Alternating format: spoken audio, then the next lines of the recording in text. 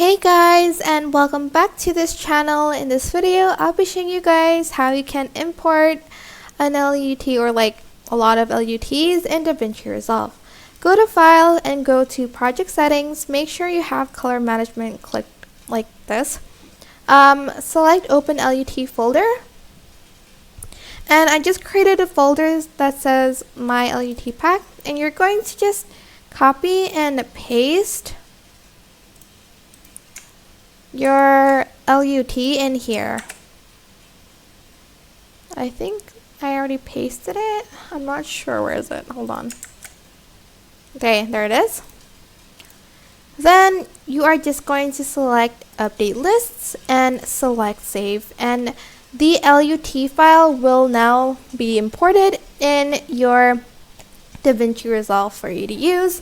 And that is basically it for this video. I hope it was helpful for you guys. Don't forget to like, comment, share, and also subscribe to this channel if you haven't done that already. If you have any questions, just leave it in the comment section down below, and I will try my best to answer them all for you. Thank you so much for watching. Bye!